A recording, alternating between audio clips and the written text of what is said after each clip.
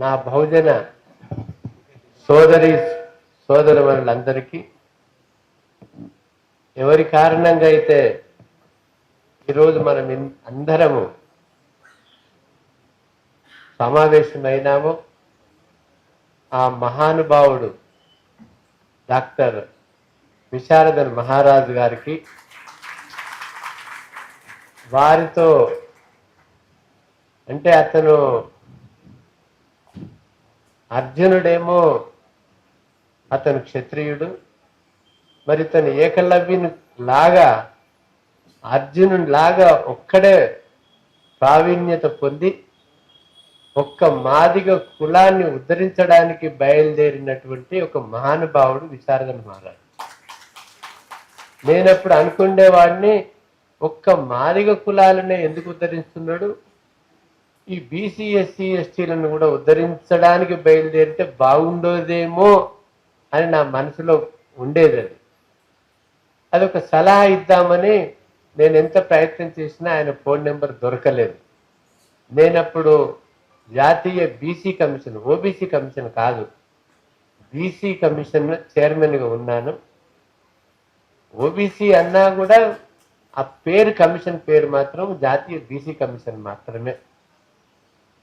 అయితే అప్పుడు నాకు 2 సంవత్సరాల కింద ఫస్ట్ టైం ఎల్బీ నగర్ సమావేశంలో పరిచయం అయ్యి తర్వాత అంచెలంచెలుగా వారితో మనము మాట్లాడాలి కూర్చొని అని పరిచయం మా అల్లుడు చెరుకు సుధాకర్ గౌడ్ గారు పరిచయం చేసినప్పుడు దాని తర్వాత మేము కలవడం జరిగింది. ఈ యొక్క ఎలక్షన్స్ ముందు మేము కలవలేదు, కానీ ఎలక్షన్స్ తర్వాత మేము కలిసాము. ఇప్పుడు దాదాపు 2.5 సంవత్సరాల కింద ఎలక్షన్స్ అయినాయి. అప్పుడు బీజేపీ యొక్క వాళ్ళ యొక్క నిజ స్వరూపము నాకు తెలుసు కాబట్టి, జాతీయ బీసీ కమిషన్ చైర్మన్గా ఉన్నాను కాబట్టి నేను ఎన్నో రికమెండేషన్స్ భారత ప్రభుత్వానికి ఇచ్చి ఉన్నాను కాబట్టి నేను కొన్ని ప్రధానమంత్రితో 18 నిమిషాలు సమావేశమై అమిత్ షా, నృపేంద్ర మిశ్రా, నేను ముగ్గురం కలిసి ఉత్తరప్రదేశ్లో అప్పుడు కొంచెం బీసీలకు రాజ్యాధికారం రావాలనే ఉద్దేశంతో మీరు ఉత్తరప్రదేశ్లో అక్కడ యాదవుల పాలన ఉంది, అట్లనే అంతకంటే ముందు మాయావతి పాలన ఉంది, బీహార్లో కూడా యాదవులు ఉంది,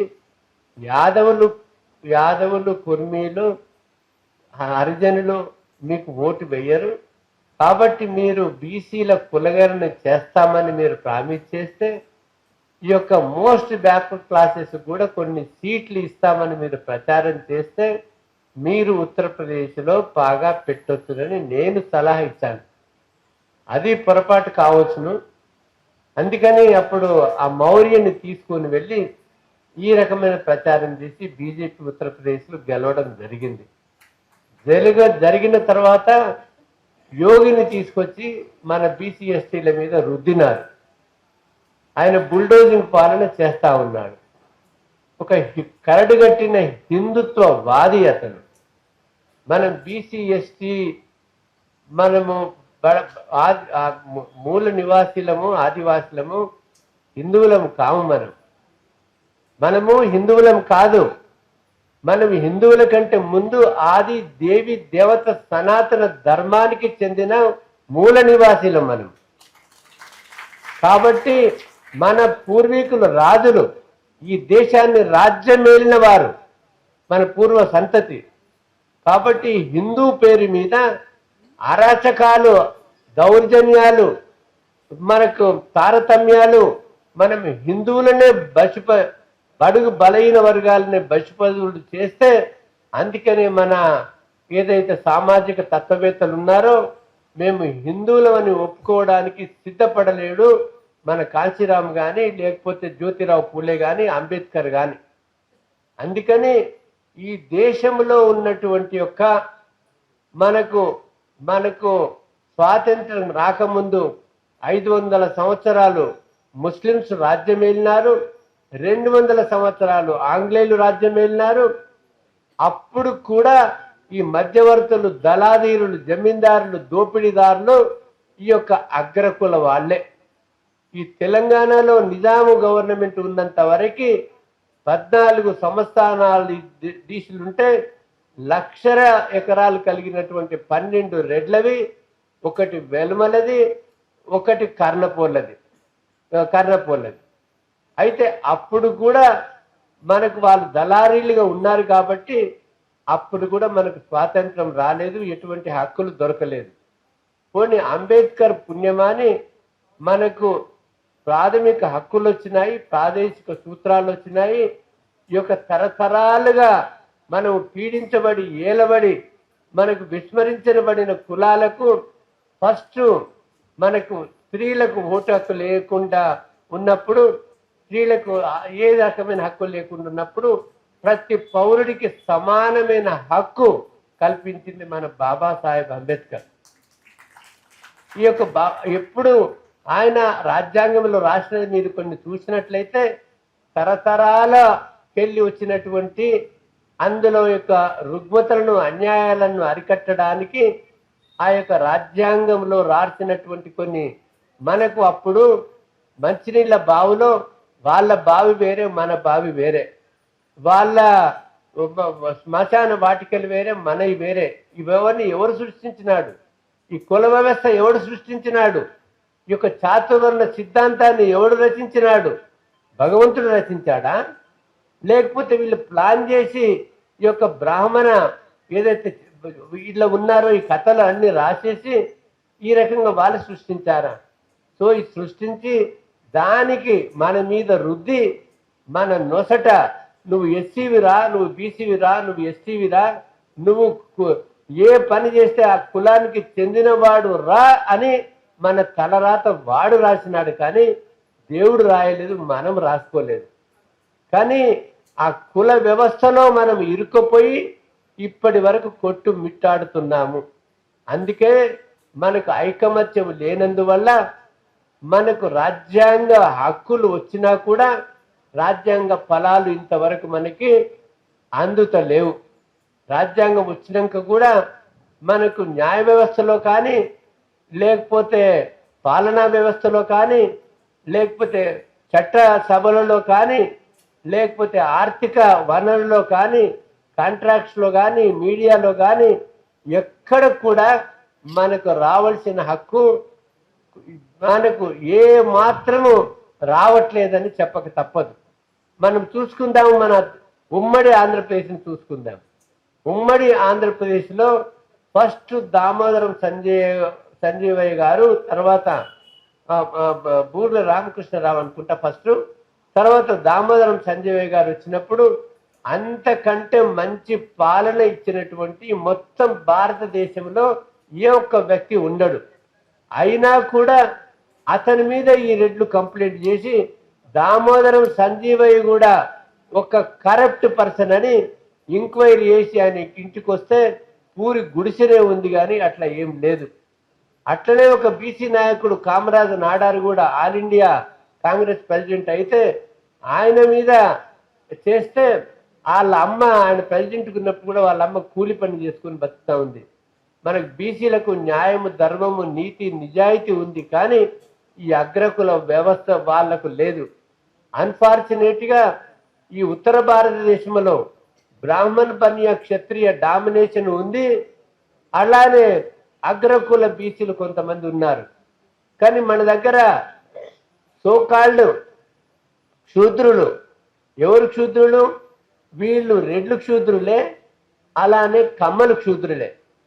రెడ్లు అంటే వెలుమలంటే సరే వాళ్ళు క్షత్రియులు అనుకోండి, కానీ ఈ క్షూద్రులు మామూలుగా అగ్రకులాల వాళ్ళ కంటే వీళ్ళు సింహాల లాంటి వాళ్ళు, పుల లాంటి వాళ్ళు, మనల్ని షికారు చేసి తినేటువంటి ఈ యొక్క వెలమ కులము, కమ్మ కులము, రెడ్డి కులము, ఈ 3 కులాల మధ్యన మనం నలిగిపోతా ఉన్నాము.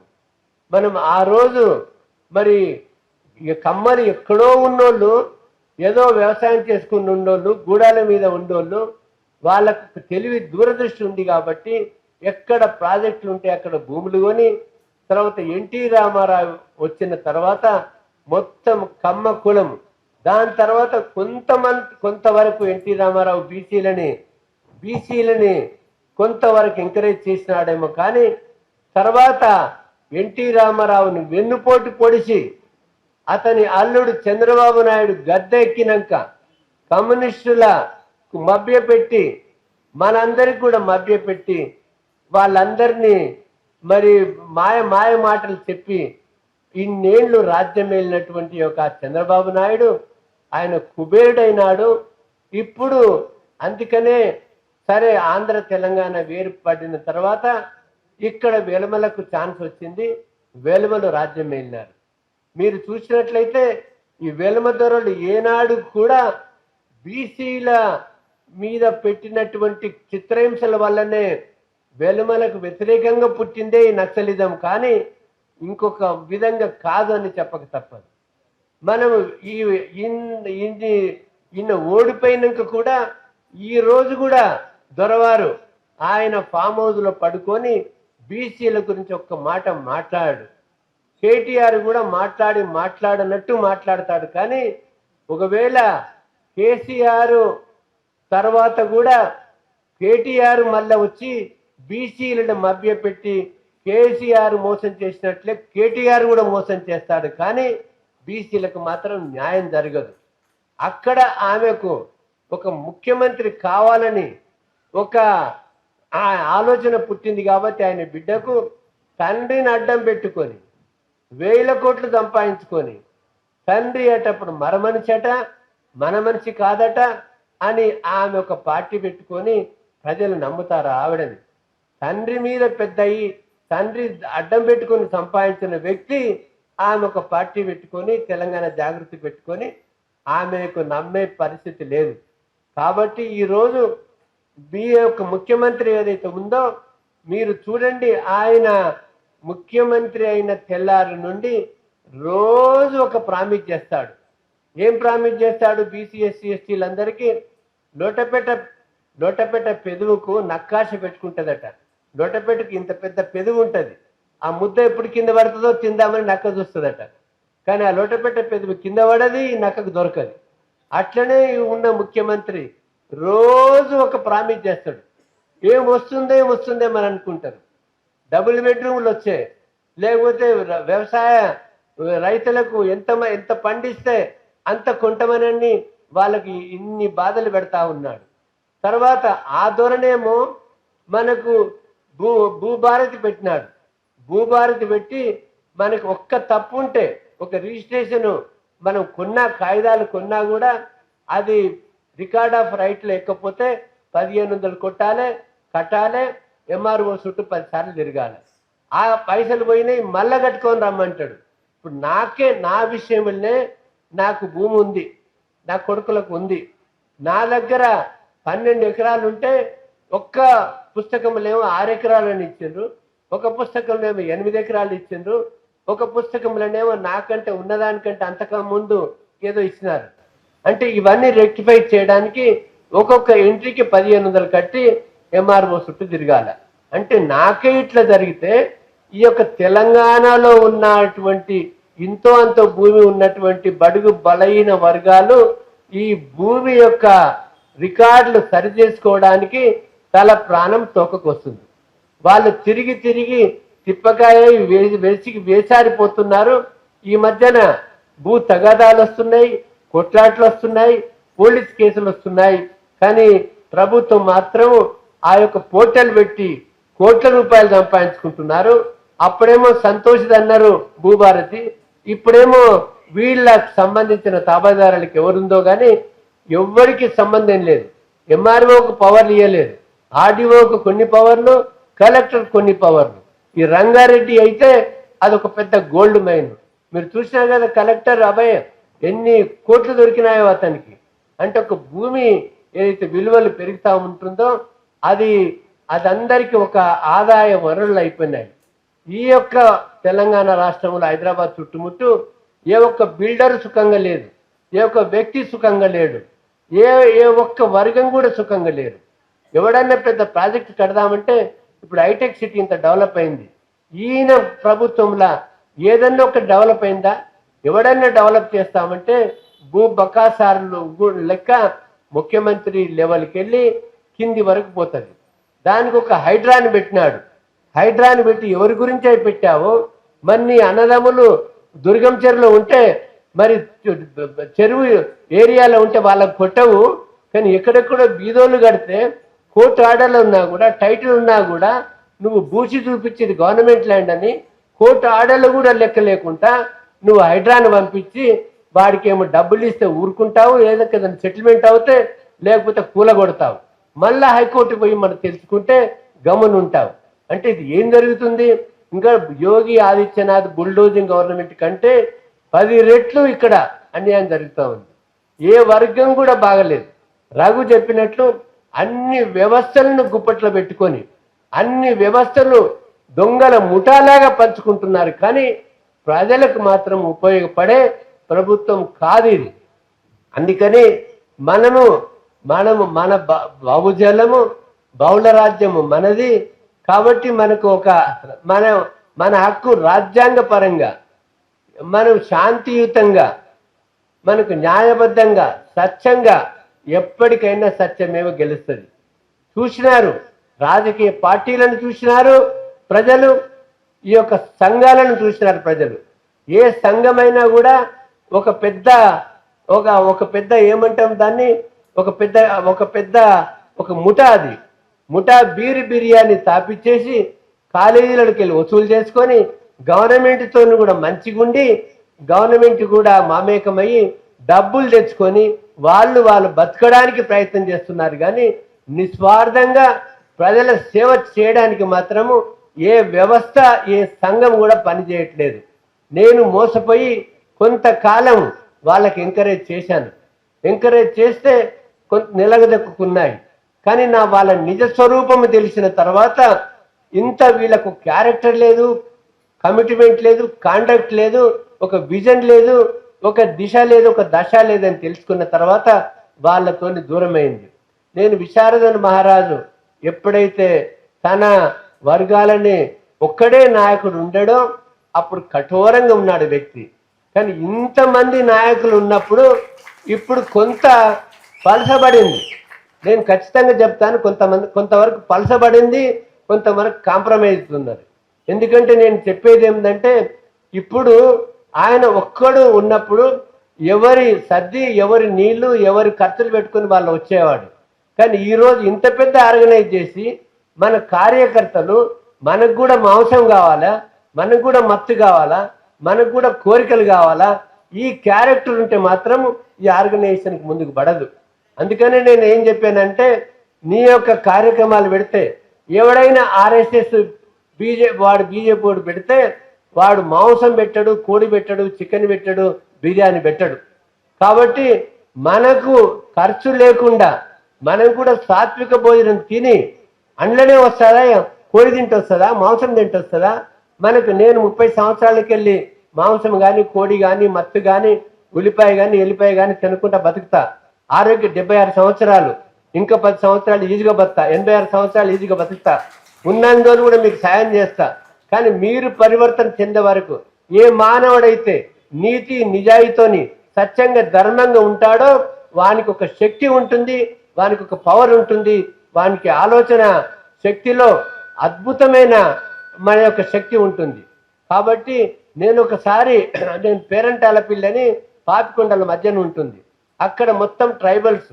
ఒక ఋషి అక్కడ దాని యొక్క ఎలా ఉంటుంది, ఉల్లిపాయ ఎల్లిపాయ ప్రభావం, మాంసం పలావ్ ఎలా ఉంటుందని ఒక పుస్తకం రాస్తే నేను జడ్జిగినప్పుడు పోయినప్పుడు ఈ యొక్క సమాజం బాగుపడాలంటే ఈ హోటల్ తిండి మానేసేస్తే, అక్కడ వాడు సారదాగి బీడి దాగి మనకు బాత్రూమ్ పోయి ఏం చేయకుండా కమర్షియల్ మైండ్తో వండుతారు. కాబట్టి ఈ ఫాస్ట్ ఫుడ్ తిని ఈ సమాజం అంతా నాశనం అయిపోతుందని రాశాడు. అదే జరుగుతుంది. కాబట్టి మనం ఆర్గనైజేషన్, ఒక పవిత్రమైన సంకల్పంతో ముందుకు వెళ్తున్నాము. కాబట్టి మనం మారాలా, మనము చేంజ్ కావాలా. మీకు కొంచెం కష్టం అనిపిస్తుండొచ్చు, ఈ జడ్జి గారు ఇదేం మాట్లాడుతున్నాడు, మా ఇష్టం ఉన్నట్టు తింటామని. కానీ దానితోని అభివృద్ధి జరగదు, దానితోని ముందుకు వెళ్ళదు. అందుకని నేనేం చెప్పినానంటే మీకు భోజనాలకు కూడా కొంచెం కష్టమవుతుంది అని అంటే నీ మాంసం తింటాను కోడి తిన్నందుకు ఇయ్యను, కానీ ఈ యొక్క మైకులకు ఈ యొక్క అరేంజ్మెంట్స్ మాత్రం నేను వచ్చినప్పుడు కూడా నాయసింటోళ్ళు ఒక 10 మంది ఇస్తే ఒక్కొక్కరు 10,000 ఇస్తే కొంతవరకు మీకు సాయం జరుగుతుంది. కాబట్టి నేను మీ ప్రెసిడెంట్ ఇక్కడ మీ ప్రెసిడెంట్ ఇట్లా మీ ప్రెసిడెంట్ గారికి ఒక 10,000 రూపాయలు మీకు తిండికి మాత్రం పెట్టద్దు, కోడి మాంసానికి పెట్టద్దు, మిగతా దానికే ఈ పైసలు ఖర్చు పెట్టాలా. అట్లా అంటే వచ్చేసారి కూడా మా ఇబ్రాహిం స్పాన్సర్ చేస్తాడు ఇంకో వచ్చే మీటింగ్కి. అట్లా ఎవరైనా దాతలు దొరుకుతారు, మంచి పనికి ఎవరైనా దొరుకుతారు. కాబట్టి ఈ రోజులలో ఎక్కడ ఏం జరిగినా, ముత్యాలమ్మ పండుగ అయినా, మైసమ్మ పండుగ అయినా, ఎల్లమ్మ పండుగ అయినా, ఏం కాటమైనా కూడా ఊరంతా రాక్షసులు అయిపోయినారు. మొత్తం తినుడు తాగడమే కానీ ఒక నీతి నిజాయితీ అందులో ఏ మాత్రం కూడా అందులో మునిగిపోతున్నారు. లంక ఎప్పుడో ఉండేది మనకు తెలియదు, కానీ ప్రపంచం అంతా లంక అయింది. ఇది ఒక నరకం అయిపోయింది. మనం ఒక మనకు రాజ్యాధికారం వచ్చినా మన విశారదన్ మహారాజుని ముఖ్యమంత్రి చేసిన ఆయన చేయనియరు. మీరు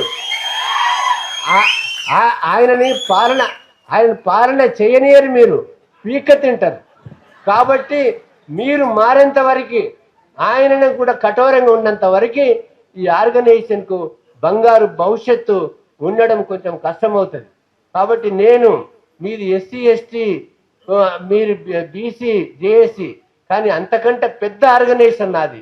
2018లో all India backward class federation అంటే ఎస్సీలు, ఎస్టీలు, బీసీలు, ముస్లిమ్స్, క్రిస్టియన్స్, బుద్ధిస్టు, తర్వాత సిక్కులు, వీళ్ళందరితోని మైనారిటీతో కలిపి ఒక ఆర్గనైజేషన్ పెట్టాను. కాబట్టి వీళ్ళందరితోని నాది ఒక బ్రాడ్ విశాలమైన దృక్పథం ఉంది కాబట్టి పెట్టాను. కాబట్టి నేను మీకు సాయం చేస్తా వన్ సైడ్గానే, కానీ మీరు చేస్తారని నాకని నమ్మకం లేదు. నా మీద నాకు శక్తి ఉంది కాబట్టి, దాంట్లో సత్యం ఉంది కాబట్టి వీళ్ళందరితో కలుపుకొని నేను కూడా ముందుకు వెళ్తాను. తర్వాత ఇక్కడ మనకు ఎవడు మభ్య పెట్టినా మభ్య పడకూడదు. నేను శబదం కూడా చేయించాను. మనకు ఇన్ని మీటింగ్లు ఎన్నైనా కూడా విశారదన్ మహారాజు యొక్క సైనికులతోనే సక్సెస్ అయింది. కానీ అక్కడ ఇక్కడ మన ఇందిరా పార్క్ దగ్గర కానీ అంతకముందు ఎక్కడైనా గాడ కామారెడ్డిలో కానీ మీతోనే సక్సెస్ అయింది. కానీ కాబట్టి ఇంకా మనము రిఫైన్ కావాలా, మనము ఇంకా ప్యూరిఫై కావాలా, మనం ట్రాన్స్ఫర్మేషన్ కావాలా, మన యొక్క విజన్ పెంచుకోవాలా, బుద్ధి పెంచుకోవాలా. మనం సమస్యలకు ఇరుక్కుంటే మనకు అమ్మ నాన్నకు, మిత్రులకు, సమాజానికి సహాయం చేయాలా. కాబట్టి నేనేమంటున్నానంటే ఊరికి ఒక 5గురిని మన వాళ్ళు ఉండండి. రెడ్ల చేతుల, వెలమల చేతుల, కమ్మల చేతుల ఇప్పటికి కూడా ఆధిపత్యం ఉంది. ఆధిపత్యం ఉండాలంటే మన వాళ్ళకు మనము వెన్నంటి ఉండాలంటే ప్రతి ఊర్లో మన ప్రతినిధులు ఉండాలి. వాళ్ళు శ్రేష్టంగా ఉండాలా. ఇప్పుడు వేరే ఆ యొక్క అడకతీన పార్టీలకు ఉండొద్దు మనం. లేకపోతే మనకి వాళ్ళ అట్లా ఉండకుండా ఒక శ్రేష్టంగా విశారదన్ మహారాజు గారికి సైనికులు నీతి నిజాయితీతోని, న్యాయం ధర్మంతో ఉంటారు. కాబట్టి ఈ రకంగా మిగతా వాళ్ళందరూ కూడా కలిసి ఉండాలి. తర్వాత అసలు వ్యవస్థలన్నీ ఫెయిల్ అయినాయి. ఎట్లా వ్యవస్థలన్నీ ఫెయిల్ అయినాయి అంటే, మీరు పోలీసు వాళ్ళు, మనం ఇప్పుడు ఆయన చెప్పారు కదా ఎమ్మెల్యే గారు, బండి పుల్లయ్య గారు, ఆయన బ్యాడ్మింటన్ ఆడుతున్నా కూడా ఎక్కడో 100 కిలోమీటర్ల లోపల ఉండి కూడా కేసు పెట్టొచ్చు. అట్లా ఉన్నది వ్యవస్థ. కాబట్టి అట్లా మనకు ఆస్కారం ఉంటుంది. కాబట్టి ఇప్పుడు నా మీద ఎవడు కేసు పెట్టినా పర్వాలేదు, ఎందుకంటే నా మీద నాకు నమ్మకం ఉంది. నేను హైకోర్టు జడ్జిని, చీఫ్ జస్టిస్ అయినా కూడా నన్నేం వదలలేదు వాళ్ళు. నాకంటే చిన్నోడు, నా తర్వాత అయినోడు, నేను చీఫ్ జస్టిస్ కాకుండా కుట్రలు చేసి వాడు తర్వాత చీఫ్ జస్టిస్ అయి సుప్రీంకోర్టుకు వెళ్ళి వాడు ఒక 50,000 కోట్లు సంపాదించిండంట. 50,000 కోట్లు సంపాదిస్తే పోతాడా వాడు? అది వేసుకొని పోతాడా? లేకపోతే తీసుకెళ్తే చిన్ని గవ్వ కూడా తీసుకెళ్ళలేము. దాని తర్వాత నేను కొన్ని తప్పులు చేసినాను. ఈ చంద్రబాబు నాయుడిని డిస్ప్రపోర్షనల్ అసెట్స్ కింద పెడితే అప్పుడు నేను ఆయనకు స్టే ఇచ్చి రక్షించబడడం అదొక పెద్ద పొరపాటు నాది. అట్లనే ఈ Ramoji film city Rajasekhar Reddy bulldozer పెట్టి కూలగొట్ట పర్మిషన్ లేదనంటే ఆ యొక్క వేణు అది రక్షించడం ఒక పొరపాటు. నేను ఎవరికైతే నష్టం చేసినానో అంటే ఆ రోజు కొన్ని తప్పులు చేసినాం తెలియక అదే జగన్కి నా మీద ఏమాత్రము అంటే చెడు ఉద్దేశం లేకుండా నన్ను మళ్ళా వాళ్ళ దానికి రాష్ట్రానికి మనకి higher education regulatory monitoring commission చైర్మన్కి చేస్తే మొత్తం భారతదేశంలో లేనటువంటి తక్కువ ఫీజులు ఎంబీబీఎస్ ఇంజనీరింగ్ ఫార్మసీ కోర్సులకు అన్నిటికీ నేను తక్కువ ఫిక్సప్ చేయడం అయింది. కాబట్టి ఇప్పుడు కూడా ఈ తెలంగాణలో all India backward class federation పొందుకుంటుంది, SC ST BCC Dharma Samaj party పొందుకుంటుంది. మనం కలిసి పనిచేద్దాము. కలిసి పనిచేస్తే ఇక్కడ మనం బాగా ఉద్యమం వస్తే మనకు సగం సీట్ల కన్నా మనం కాంప్రమైజ్ అవుదాము. ఇటువంటి ఆర్గనైజేషన్ని ఆంధ్రాకి పెట్టుకుందాము. ఆంధ్రాకి పెట్టుకుంటే మన బలాన్ని బట్టి మన జగన్మోహన్ రెడ్డితోని ఆయనకు నమ్మకం ఉంటే మనకు కొన్ని సీట్లు ఇచ్చి అక్కడ కూడా సంపాదించుకుందాం మన వాళ్ళకి. లేదంటే ఆయన చేసిన సంక్షేమ పథకాలు నీకు భారతదేశంలో ఎవరు చేయలే. అప్పుడున్న చదువులు కానీ, అప్పుడున్న సంక్షేమ పథకాలు కానీ, అప్పుడున్న సిస్టమ్స్ కానీ నీకు ఏ దేశంలో ఎవరు చేయలే. అంత చేసినా కూడా దౌర్భాగ్యం మన బీసీ ఎస్సీ ఎస్టీలే ఈ యొక్క ఆశపడి వాళ్ళ యొక్క మేనిఫెస్టోకు లోబడి మోసపోయి వాళ్ళకు ఓట్లేసి గెలిపించుకొని వాళ్ళ నెత్తి మీద పెట్టుకున్నారు. ఈరోజు బాధపడతా ఉన్నారు. కాబట్టి అటువంటి ఆస్కారం మనకు ఇవ్వకుండా జాగ్రత్తగా ఉండి మనము సాధించగలగాల. మన ఆర్గనైజేషన్ బలిష్టంగా ఉంటే ఎక్కడ అన్యాయం జరిగిందో ఆ అన్యాయం అక్కడికే ఆగిపోదు, అంతటా జరుగుతుంది. కాబట్టి ఎక్కడ అన్యాయం ఉన్నా మేమున్నామని మనం నిలబడినప్పుడు మన ప్రజలకు మన మీద నమ్మకం వస్తుంది. కాబట్టి మనం నిజంగా ఈ దేశానికి న్యాయబద్ధంగా, ధర్మబద్ధంగా, నీతితోని, నిజాయితీతోని పాలన ఇచ్చినట్లయితే మన పిల్లలు బాగుపడతారు. మనకు ఉచిత విద్య వస్తుంది, ఉచిత వైద్యం వస్తుంది. తర్వాత ఏ రకమైన ఈ తప్పుడు కేసులు ఉండయి, అరాచకం ఉంటుంది మన మీద. కాబట్టి ఈ కుల వ్యవస్థ వెళ్ళాలని అంటే అన్ని వర్గాలు బాగుపడాలి, అన్ని వర్గాలకు హక్కు రావాలి. రాజకీయ పంచాయతీ బోర్డుకి వెళ్ళి పార్లమెంట్ వరకు మేమెంతో మాకంతా, ఎవరి కులం ఎంత ఉందో అన్ని సీట్లు వాళ్ళకి రావాలి. జ్యుడిషియరీలో కూడా అట్లే రావాలి, ఉద్యోగాలలో కూడా అట్లే రావాలి, కాంట్రాక్ట్స్ కూడా అట్లే రావాలి. అంతటా సమగ్రంగా అభివృద్ధి చెందినప్పుడు కుల వ్యవస్థ పోతుంది. కుల వ్యవస్థ ఇప్పుడు కూడా SC BC IAS IPS officers అవుతే కమ్మోడు కాపోడు రెడ్డోడు ఫస్ట్ వాళ్ళ పిల్లని ఇవ్వడానికి సిద్ధంగా అవుతాడు. కులం ఏమైంది అది? కాబట్టి అభివృద్ధి చెందితే కుల వ్యవస్థ పోతుంది. కాబట్టి అప్పుడే శాంతి వస్తుంది, అప్పుడే అందరికి సుఖం వస్తుంది, సంతోషం వస్తుంది, నిజంగా ధర్మ పాలన వస్తుంది. కాబట్టి ఈ ధర్మ సమాజ్ పార్టీకి భవిష్యత్తు ఉంది. ఇవన్నీ సంబంధించిన ఆర్గనైజేషన్స్ బలోపేతం అవుతేనే దానికి భవిష్యత్తు ఉంటుందని చెప్పుకుంటూ నేను కొంచెం ఆర్షిగా మాట్లాడతా, విశారదన్యాన్ని కూడా మాట్లాడతా. మీకు ఆర్ఎస్ఎస్ లెక్క వాళ్ళు డెడికేషన్గా చేయాలా, మనం మారాలా. మనకు ఆలోచన మనస వాచ కర్మన పరిశుద్ధం కావాలా, పవిత్రం కావాలా, ట్రాన్స్ఫార్మ్ కావాలి. కాబట్టి నేను నా జీవితంలో 14 సంవత్సరాలు లేకపోతే నేను all India chairperson national commission backward class ఉన్నప్పుడు కులాన్ని, జాట్ కులాన్ని నేను బీసీలకు చేరిస్తే నాకు రాజ్యసభ మెంబర్ 2, లేకపోతే ఇంకేమైనా 2. కానీ నా జాతికి నేను ద్రోహం చేయలేను, జాతి ద్రోహిగా మిగలలేనని ఎన్ని ఒత్తిడి ప్రధానమంత్రి లెవెల్కి వచ్చినా కూడా చేయలేదు.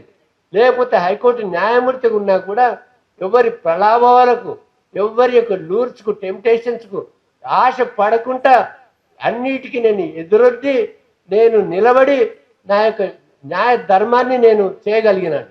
కాబట్టి ప్రతి వ్యక్తి అట్లా ఉంటే మీరు రేపు గవర్నమెంట్ ఉద్యోగస్తులైనా, ఎమ్మెల్యేలైనా, మినిస్టర్లైనా కరప్ట్ చేయకుండా ఉండగలగరు. లేకపోతే మీరు కూడా కరప్ట్ చేసి ఈ దేశాన్ని ఏం బాగుపరచలేరు. కాబట్టి మనం మారాలని ఈ సందర్భంగా మీతో మనవి చేసుకుంటూ ఈ అవకాశం ఇచ్చిన మీ అందరికీ ధన్యవాదాలు.